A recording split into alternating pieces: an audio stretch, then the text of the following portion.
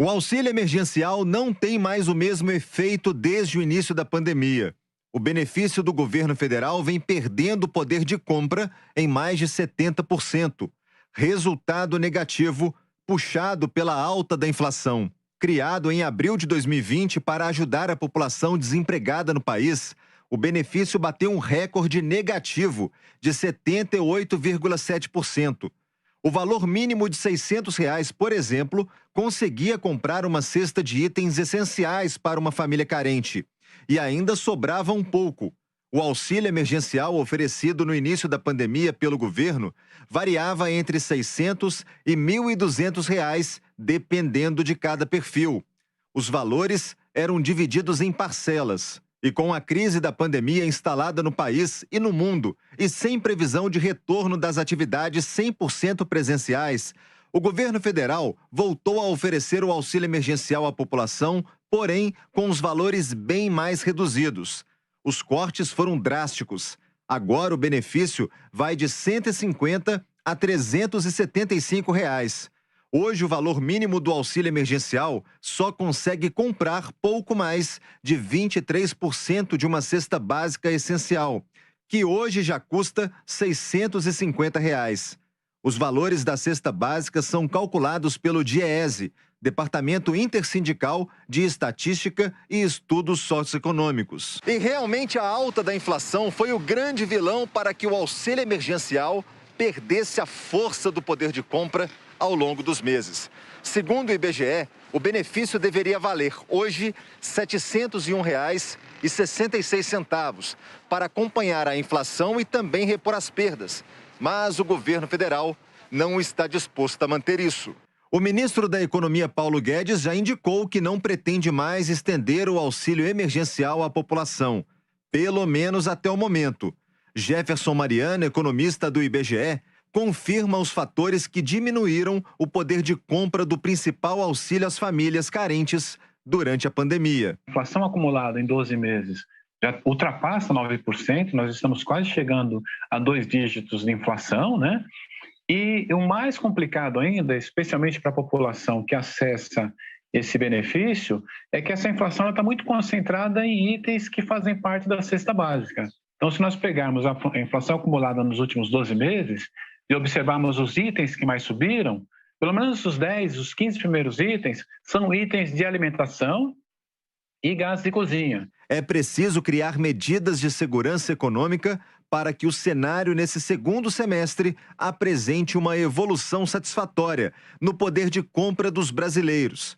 Ainda segundo Jefferson Mariano, as medidas devem estar voltadas para a cesta de consumo dos principais alimentos. A gente tem uma pressão do câmbio bastante intensa ainda. Está entrando esse período de bandeira extra com relação à cobrança de energia elétrica, então tem um impacto no custo de produção para as indústrias e também no salário das famílias, a questão dos gastos, o salário não vai dar conta de fazer frente a esses gastos, por exemplo, o aumento da energia elétrica, e o grupo alimentação vai continuar sofrendo essa pressão por conta da questão dos custos das matérias-primas e a estiagem que ainda está bastante intensa. Entre abril de 2020 e agosto de 2021, a inflação medida pelo INPC ficou em 11,1%. O INPC é o índice calculado pelo IBGE para medir a inflação para as famílias que ganham entre 1 e 5 salários mínimos.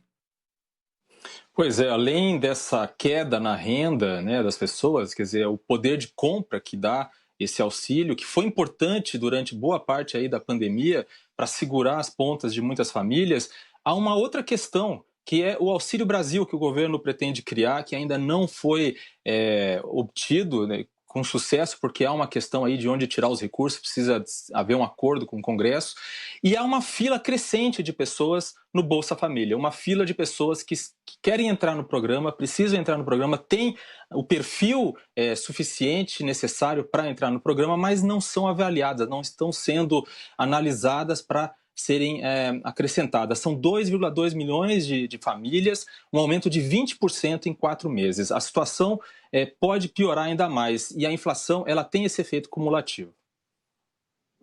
Na verdade, foi fundamental nessa pandemia esse auxílio, mas a gente tem que pensar que o melhor programa social que existe é trabalho, né? É gerar ambiente favorável à criação de empregos, de trabalho.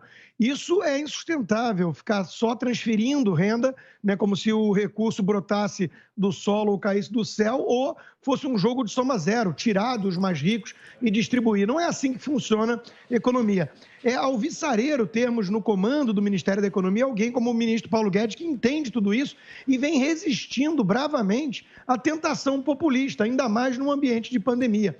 Esse seria um ambiente perfeito para o populismo graçar, avançar, e se tivesse algum outro perfil no comando do Ministério da Economia, eu não tenho muita dúvida que a gente já teria enveredado por esse caminho. De fato, a melhor solução, a melhor saída é a criação de empregos. Isso, infelizmente, leva um tempo para acontecer. Numa situação como a atual, com mais de 2 dígitos de desemprego no país, um grande número de desempregados, a economia ainda patinando para começar a ganhar ritmo, aquecer, isso ainda leva um tempinho. É uma questão, obviamente, paliativa, o auxílio emergencial, né? Ou mesmo o Bolsa Família. O fato é que há um contingente grande de pessoas precisando de uma ajuda rápida e, de fato, é preciso conseguir isso sem, obviamente, criar um problema fiscal ainda maior do que já existe.